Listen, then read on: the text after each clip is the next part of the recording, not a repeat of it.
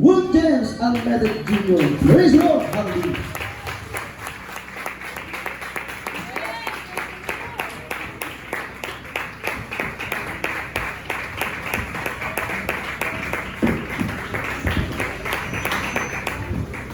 Praise the Lord, hallelujah. Muli natin palakpakan natin ang mahal na Panginoong Jesus. Hallelujah, hallelujah, hallelujah. Medyo malakas na mga ito. Praise the Lord. Ang pinamataas sa pagpupuri, pagdadakila, pagsamba ay ating pinapakbol sa ating Diyos sa buhay, ang ating pinamamahal na Panginoon sa Kristo. We give God all the highest praise, glory, honor, majesty to the King of Kings, the Prince of Peace, the mighty God, the everlasting Father, dearest Jesus, hallelujah. Let us thank God and we pray as well, say hallelujah, hallelujah. Our Father God in heaven, before anything else, we want to thank you, Lord, for everything. We thank you, God, for redeeming us, for saving us, and thank you, Lord, for filling us with your Holy Spirit. Thank you for moving in our midst. And as we listen to your holy word, O God, we do praise the Lord, Pastor, your servant, we ask you to forgive our sins, touch our hearts, cleanse us from all unrighteousness. Make us understand your holy word. Help me bring forth your message with your love and power, O God. Bind the power of darkness. Kasabi in the mighty name of Jesus. Hallelujah, kasabi in Jesus' name. And everybody say amen. Please be seated. Hallelujah, God bless you. You may go back to your sixth spot. The Bible says in 1 Thessalonians 5:12-13, and we beseech you, brethren, to know them which labor among you, and are over you the Lord, and admonish you, and to esteem them very highly in love for your word's sake. Dapat ipinapamanhid namin sa inyo ang mga kapatid na inyong kinalanin, ang nagpapaga sa inyo at namumuno sa inyo sa Panginoon at nagpapaalala sa inyo. Praise the Lord, at inyong lubos napakamahalin sila sa pag-ibig, amen. Dahil sa kanilang gawa at magkaroon kayo ng kapayapaan. Praise the Lord, palakpakan natin ang mahal na Panginoon. Hebreo 13:7, ang sabi, alalahanin ninyo ang nagkaroon ng pagpupuno sa inyo na siyang nagsalita sa inyo ng salita ng Diyos, amen. Sa pagdidili-dili ng wakas na kanilang pamumuhay ay inyong tularan ng kanilang pananampalataya. Praise the Lord, we give the Lord respect. The Lord, praise the Lord, we always cherish the precious memories and teachings of our honorable pastor, Evangelist Willis Almeida, and the Father God and brothers and Pastor Luis Almeida. Together they taught us, they prayed for us, they toiled for the ministry, and we are the fruit of their labor, amen. Hallelujah. God has given us a faithful pastor according to God's heart who fed us with knowledge and understanding. Tutunay na it is wrought with signs, wonders, and miracles. Hallelujah. Jeremiah 3:15 says, and I will give you pastors according to mine heart, which shall feed you with knowledge and understanding. Kapalakpakan po muna natin ang mahal na Panginoon Jesus. Praise the Lord. Hallelujah. Greetings to my wife, Christine, hallelujah, to our dear children and grandchildren, sa aking mga mahal na mga kapatid sa Daco ng Manila. Wala panganahing ang bunso aming mga brothers-in-law, sa ating beloved preachers, ordained preachers, mga magagawa, Brother Ken and Dane, and family. Praise the Lord, hallelujah. We're so blessed to see you and visit you here in Bacnota for the 16th church anniversary. A blessed 16th church anniversary po sa ating Bacnota Now Station. Tuloy na ating patuloy na panalangin na pagpalain ng Diyos na marami pang kaluluwa ang maliligtas. Hallelujah, sa pamamagitan ng paggawain dito. Hallelujah, let us clap our hands and do Lord. Hallelujah. Let us open our Bibles. Magsapan natin ating mga Biblia sa Hebreo 9:27. The Bible says, it is appointed that a man wants to die, but after these, the judgment. Praise the Lord. Amen. Praise the Lord. Hebreos Kapitulo 9, versikulo 27. At kung paano itinakda sa mga tao mamatay na minsan, at pagkatapos ito ay ang paghukom. Praise the Lord. Hallelujah. Hindi garantisado sa Biblia na lahat tayo ay mamamatay sa ating katandaan. Ang sabi sa Biblia, nakatakda sa tao ang kamatayan. Ito ang katotohanan. Bawat segundo, bawat minuto, ng mundong ating ginagalawan, may namamatay, mga minamahal. Yan ang katotohanan. Kaya nandito ang Jesus Miracle Crusade upang ipangaral sa tao, sabihin sa tao, ano ang mahalaga. Ang mahalaga, ang utos ng mahal, Panginoon, na tayo matakot sa Diyos at sundin ang kanyang banal na kalooban. Ecclesiastes 12, 13, 14 po, mga minamahal. Kindly.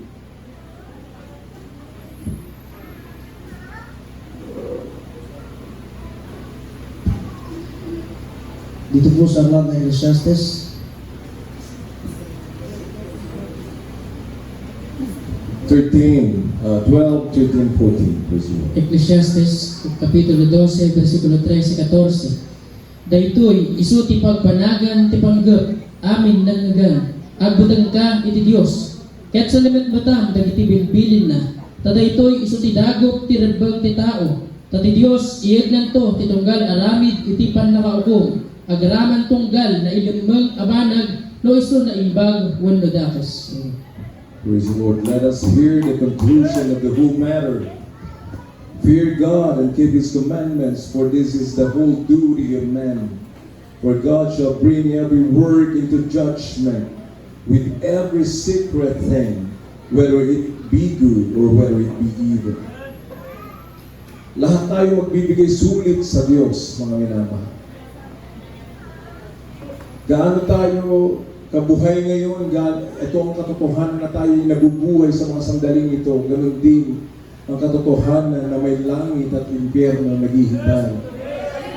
Dalawang destinasyon ng tao, mga minamahal. Pag maglingkod ka sa Diyos at ginawa mo yung katungkulan na ibinigay sa atin ng Diyos ayon sa Ecclesiastes 12, 13, 14, langit ang ating pupuntahan, mga minamahal.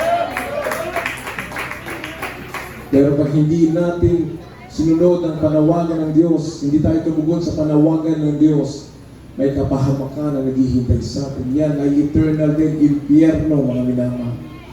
Yan ang sinasabi ng Biblia. Hindi tayo pwede magmalaki sa Diyos. Ano man ang ating narating sa buhay. Mayaman man tayo, meron tayong naabot na mga pinag-aralan natin, mga minamahal, sa ibabaw ng daigdig. Still, may Diyos na lumikha sa atin. Sabi ng Salmo, 100, Psalms 100 verse 3, know ye that the Lord, He is God. It is He that made us and not we ourselves. We are His people and the sheep of His pasture. Praise the Lord. Kaya di po sa Tagalog. mga awit 100, versikulo 3. Alamin ninyo na ang Panginoon ay siyang Diyos. Siya ang lumalang sa atin, at tayo kanyang bayan, at mga tupa ng kanyang pastulan. Amen. Hallelujah. The Bible says God is the one who created us. Hindi natin ginusto na tayo mabuhay sa daigdig. Tayo pinili na mahal na Panginoon. Amen. Ngayon tayo na narito sa banal na iglesia, hindi daw tayo pumili sa Diyos. Ang Diyos ang pumili sa bawat isa sa ating mga minamahal. Kaya huwag natin baliwalain ang salita ng Diyos. Huwag natin baliwalain ang kaligtasan na ating natamo mula sa mahal na Panginoon. Hallelujah. So sa ating mga Kristiyano, mga minamahal, may mga nauuna sa ating mga kamag-anakan, mga nakatatanda sa atin, nauuna ng ating mga magulang sa mahal na Panginoon, na nagpagal para sa ating kaligtasan. Ito'y malungkot. Pero matagal na po nilang sinasabi sa atin na ang paglilingkod sa Diyos ay hindi kalugihan. Amen. Ang mamatay, ang mabuhay ay para sa Diyos. Amen. Ito'y pakinabang. For to me to live is Christ and to die is gain. Lahat pakinabang pag Kristiyano tayo. Tayo'y nasa kahirapan, pero naglilingkod ka na may katapatan sa Diyos. Pakinabang yan sa harapan ng mahal na Panginoon. Pinagpapala tayo kaysa naman pinagpala ka. Puro kayamanan, nasa sanlibutan ka naman, mga minamahal. Nagpapasasa sa kasalanan, impyerno naman ang tungo natin, bali walang kayamanan. Pero kung tayo may kayamanan at naglilingkod din sa Diyos, pagpapala din mga minamahal. Hallelujah. Lahat pagpapala sa Kristiyano, may sakit, walang sakit, matanda, bata, kung tayo naglilingkod na may katapatan sa mahal na Panginoon, yan ay kinululugdan ng ating pinagmamahal na Panginoon. Hallelujah. There's nothing to lose and everything to gain when you serve the Lord faithfully. Tayo makikinabang, mga minamahal. Ating pagsumikapan ng gusto kung paano natin nakita ang ating mga magulang sa mahal na Panginoon. Tayo iniluhod, mga minamahal. For the last almost 50 years of their lives in the ministry, they dedicated their lives in the work of the ministry, in the word of God, mga minamahal. Wala silang sinayang na panahon. Ito'y kanilang pinagtrabaho maging ang ating kaligtasan sa kanilang pag-aayuno, pagsusumikap na tayo maturuan ng totoong salita ng mahal at Panginoon. Hallelujah. Kaya ngayon, sa mandako, mga minamahal ng Jesus Espiritu Santo, patuloy ang pagkilos ng Banal na Espiritu Santo. Patuloy ang mga himalang ating nararanasan, ang paglubay, gabay, proteksyon ng mahal, ang kagalingan ng ating mga karamdaman. Yan ay ating pinagaliambangan, mga minamahal. Palagpakan natin ating mahal. Hallelujah. So we cannot boast of anything sa the Bible says. Wala kang ipagmamalaki sa kinabukasan. Sapagkat hindi mo hawak ang buhay mo, ang Diyos ang may hawak ng buhay natin. Malakas ka ngayon, bukas mahina ka. Napakalakas mo ngayon, bata ka, isang iglap, kinuha dahil binangga ng sasakyan. Ganun ang mga nangyayari sa buong Pilipinas, mga minamahal. 10,000 yata napapatay dyan sa motorcycle accident sa loob ng isang taon. Yan ang katotohanan. Habang tayo ay may lakas, habang tayo may buhay, ating ipaglingkod ang ating buhay sa ating pinagmamahal. Hallelujah. So, hindi sa sarili nating akala tayo maliligtas, mga minamahal. Hindi yung mga parangal sa sanlibutan, ang mga labot nating mga edukasyon, mga minamahal ng ating tagumpay, hindi po. Hindi ang kayamanan ng tagumpay, ang kayamanan ay matakwan mo ang totoong paglilingkod sa Diyos. Amen. Ang totoong iglesia ng mahal at na nagpapakita ng mga himala ng Diyos. Amen. Nagmamanifest ang kapangyarihan ng Diyos. Kumikilos ang Banal na Espiritu Santo. Yan ang tunay na kayamanan sa mundo. Yan ang tunay na tagumpay ng tao, mga minamahal. Hallelujah. Hindi tayo umaayon sa lakad ng sanlibutan. Iba ang kanilang pinagkakaabalahan, mga minamahal.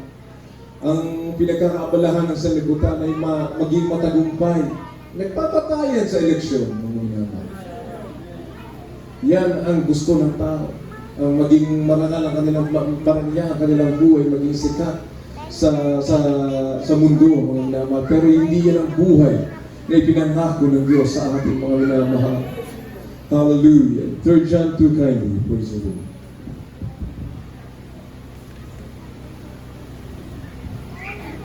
Ikatlo, surat ni Juan, kapitulo 1, versikulo 2. Ay ayatet, siyak dawatek iti Diyos, aramang ay ka, kadagiti iso amin abanbanag, ket adda kuma sa lunat mo, akasmet iti irarang ay ti kanarwang. Ikatlong Juan, kapitulo 1, 2. Inamaan, aking itinadalangin na sa lahat ng mga bagay ay guminawa ka at bumuti iyong katawan na gaya ng paghinawa ng iyong kaluluwa. Praise the Lord. Hallelujah. So in English, beloved, I wish above all things that thou mayest prosper and be in health, even as thy soul prosper. Threefold blessing, yan ang pangako ng Diyos. Amen. Sa maglilingkod sa Kanya. Amen. Kagalingan ng ating karamdaman, kaginhawaan sa ating buhay, at higit sa lahat, buhay na walang hanggan sa piling ng ating pinagmamahal. Hallelujah. Palagpakan natin mahal. Hallelujah. So, ano man ang ating pinagkakaabalahan? Pag-aaral man yan, negosyo man yan, hanap buhay man yan. Ang sabi ng Luke 6:33, seek ye first the kingdom of God and His righteousness, and all these things shall be added unto you. Wala ka lang dapat aalalahanin pa, mga minamahal. Kung Diyos ang iyong kasama, kung alam mong Diyos ang iyong pinaglilingkuran, tunay na Diyos, Kagaya ng Jesus Miracle Crusade, for the last 50 years, tayo nagtiwala sa Diyos. Amen. Tayo pinagtagumpay ng ating pinakamahal na Panginoon. Hallelujah, hallelujah. Tunay na yun ang ating pagmamalaking ginawa ng mahal na Panginoon sa ating buhay. Kaya tayo nagpapatotoo sapagkat tunay ang ating paglilingkod sa mahal na Panginoon. Tunay ang pangako ng Diyos. Tunay na may langit, amen, na naghihintay sa atin na magtitiwala, mananampalataya at maglilingkod na may katapatan sa Kanya. Mga minamahal, huwag natin kalimutan na ang buhay sa mundo ay panandalian lamang. Yung recent na, ito lang, ilang oras lang nakakaraan na lindo sa Myanmar, sa Thailand. More than 1,000 people. May higit 1,000 nang nangamamatay, mga minamahal. Mga buildings na mga pinagawa, nagtumbahan, gumuho dahil sa lindol. Wala kang future sa daigdig. Ang sabi sa Biblia, ang future natin sa piling na mahal na Panginoon. Amen. Hallelujah. Yun ang ating paghandaan, ang ating pagdilat, sa ating pagdilit sa daigdig nito, ang ating pagdilat sa piling ng mahal na Panginoon. Ang lahat na naghihintay ng future sa daigdig. Sa sementeryo, makikita mo, nandun na sila. Mga minamahal. Yan ang katotohanan. It is appointed unto man who wants to die, but after this the judgment. Ang sabi ng Biblia, patuloy tayo na maglingkod sa Diyos. Amen. Patuloy tayo mamunga. Amen. Katulad ng ginagawa ng ating mga beloved workers, beloved preachers, na hindi nakalimutan ang kanilang mga tungkulin na palaganapin ang salita ng Diyos, maghanap ng mga kaluluwang naliligaw, dalhin sa paanan ng mahalapan ng yun ang ating tungkulin bilang tunay na Kristiyano na nakaranas ng kapangyarihan at kagalingan ng ating mga karamdaman, manghimalang ating naranasan, ating ibahagi sa ating kapwa. Ating natanggap ng libre, ito'y ating ibahagi ng libre ng mga laban. Palagpakan natin ating pinakamahal na Panginoon. Hallelujah. So, sabi ng Mark 16:15, last verse po. Mark 16:15 up to 18. Marcos, katatang 16, talatang 15 hanggang 18. At sinabi niya sa kanila, magsiyaon kayo sa buong sanlibutan at inyong pangaral ang ebanghelyo sa lahat ng tinapan. Ang sumasampalataya at mabautismuhan ay maliligtas. Dapat ay hindi sumasampalataya ay parurusahan. At lalakip ang mga tandang ito sa pagsisampalataya, magpapalabas sila ng mga demonyo sa aking pangalan, magsasalita sila ng mga bagong wika, sila magsihawak ng mga ahas, at kung magsinom sila ng bagay na makamamatay sa anumang paraan na hindi makasasama sa kanila, ipapatong nila ang kanilang mga kamay sa mga may sakit at sila ay magsisigaling. Siguro, para natin ang kamahal. Habang ating hinihintay ang ating mga singers, ang ating musicians, hallelujah. Mark 16:15 po. Marcos Kapitulo 16, versikulo 15, hanggang 18. Kaya't kinunana ang kadakwada, inkay iti iso amin alubong, kaya't ikasabayo iti ebanghelyo iti iso amin aparswa, kaya't mamati ken ti mabautisaran, may salakan to, kaya't saan ang mamati, madusa danto. Kaya't dagitoy, apagilasinan, kuyugan danto, dagiti mamati, itinagan ko, parwaran danto, dagiti sa iro, agsaudan to, kadagiti babaro ang pagsasao, ang pilot danto, tinulag, kaya't no uminom danto, ti mga gamot, saan danto, amaan ano, ipatay danto, dagiti imada, ang dagiti masaksakit, kaya't umimbag danto. Praise the Lord, hallelujah. And he said unto them, go into all the world and preach the gospel to every creature, and he that believeth and is baptized shall be saved, but he that believeth not shall be damned. And these signs shall follow them that believe in my name, shall they cast out devils. They shall speak with new tongues. They shall take up serpents. And if they drink any deadly thing, it shall not hurt them. They shall lay hands on the sick, and they shall recover. Hallelujah. Praise the Lord, praise the Lord. Lahat po yan nangyari dito sa atin, si Jesus Miracle Crusade. Mula nung kami bata pa, hanggang sa mga oras na ito, mula noon hanggang ngayon, nangyayari ang kapangyarihan ng Diyos patuloy na sumasama sa gawain ni Jesus Miracle Crusade. Kaya huwag natin ipagwalang bahala ang salita ng bahala, pero ang ating paglilingkod sa Diyos. Hindi biro ang kaligtasan, hindi biro ang paglilingkod sa mahal na Panginoon. Hallelujah, hallelujah.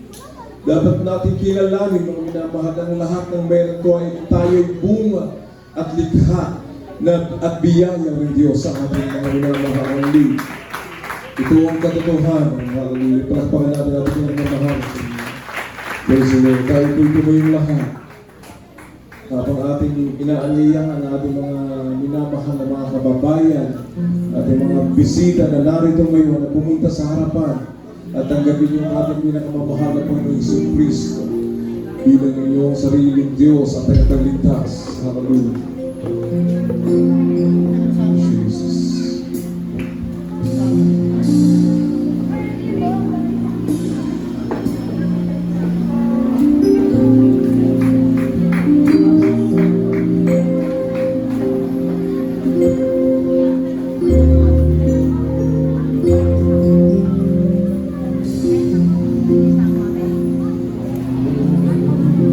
I stand before your throne of grace.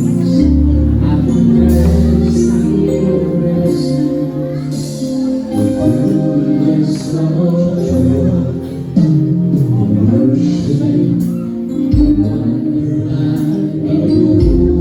your face. Seeing what a faithful God.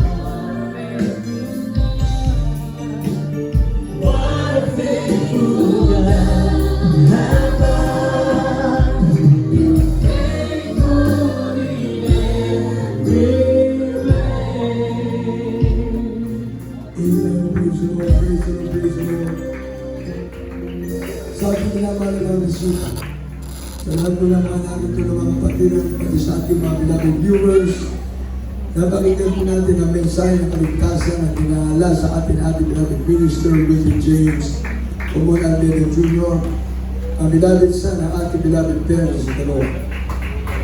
Kaya salamat sa mensahe ng kaligtasan. Natin napakinggan na wala buksan ang ating mga kaisipan, mga minaman ng mga babayan. Handaan po natin nakatangda sa taong mamatay na minsan. Pagkatapos sila yung pag-hukom. Ulit salamat sa ating mga Panginoon na abot tayo ng panalangin ng ating parents in the Lord. Nandito tayo yun, naglilingkod sa ating mga Panginoon. Amen! Naabot tayo ng mga beloved children ng ating parents in the Lord. Sa ating mga beloved ministers. Sa lahat ng kanilang mga pamilya. Pati sa ating mga apo ng ating parents in the Lord. Sa lahat ng pamilya. Kaya sila ang binigay ng mga Panginoon upang makasiwa. Magasigaso sa napakalaking gawain ng Jesus Miracle Crusade International Ministry.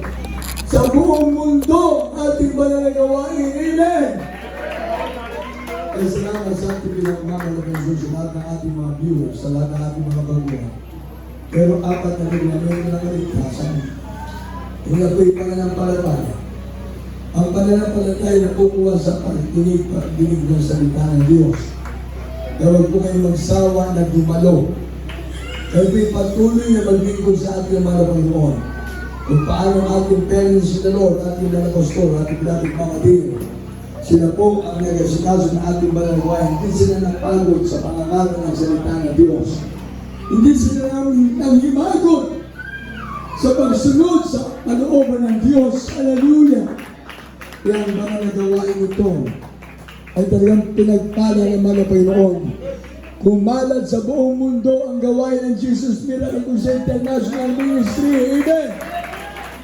Dahil marami pang ililigtas ang ating mga Panginoon.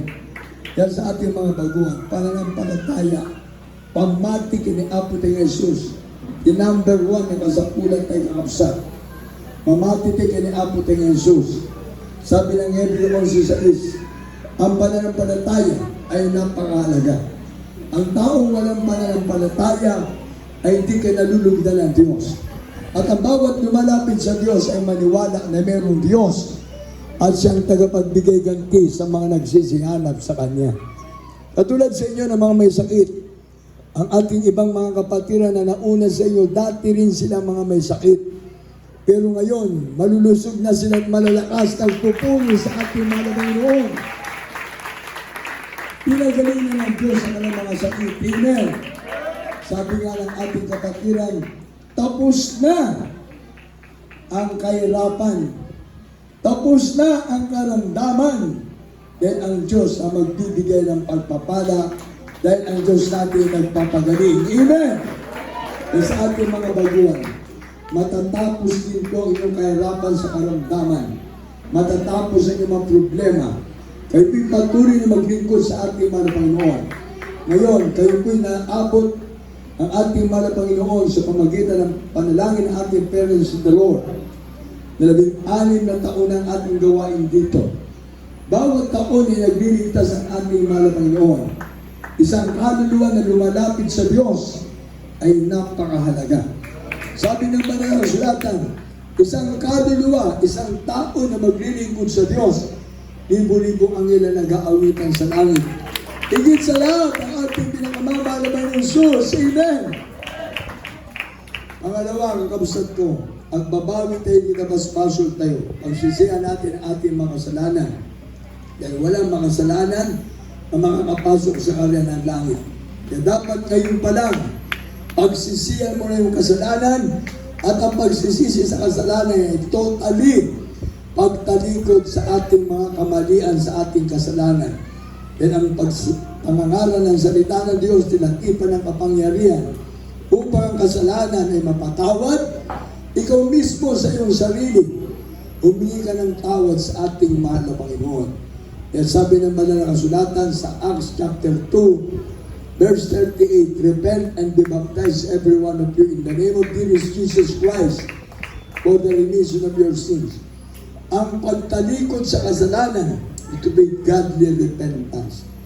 Ito po yung napakalaga. Sabi nga ng Acts chapter 3 verse 19, ang pagbautismo, ang pagtanggap sa ating mga Panginoon, na ikaw ay makasalanan, totally, pagtalikod mo na sa kasalanan. Ang kaharap mo ngayon ay ang Diyos, hindi na ang demonyo. Dahil ang demonyo nagbibigay sa ng kasalanan. Hindi lang siya kaharap, kundi siya sumasama sa atin. Pero ngayon, ang Diyos na mismo ang ating kaharap at ang Diyos na sa langit, papasok sa ating mga puso dahil tatawagin na tayong anak ng Diyos. Amen! Ay ang pagtalikod sa kasalanan ay napakahalaga. Ang pangatlo, bautismo sa tubig sa pangalan ni Jesus. Nabanggit ko na kanina. Sa Acts chapter 2 verse 38, repent and be baptized every one of you in the name of dear Jesus Christ for the remission of your sins. Napakahalaga pala na ikaw ay mabautismoan sa tubig sa pangalan ni Jesus. Kayo mga hindi pa nabautismoan, magpabautismo po kayo para isang tiyak na ebidensya na kayo po'y makakapasok sa langit. Dahil sabi nga ng malapay kay Nicodemus mismo, kinausap niya ng malapay si Nicodemus. Sabi ng malapay kay Nicodemus, Nicodemus, you must be born again. Unless a man be born of water and spirit, he cannot enter into the kingdom of God. Kaya walang kaugnayan ng ating reliyon. Ang kailangan natin magkaroon ng personal na relasyon sa Diyos. Dahil si Nicodemus kinausap na Panginoon para maniwala siya, maumbinsi na napakalaga pala na ikaw ay makapasok sa langit. Amen. Kaya si Nicodemus sumunod sa utos ng Diyos. Yan po nandyan sa John chapter 3.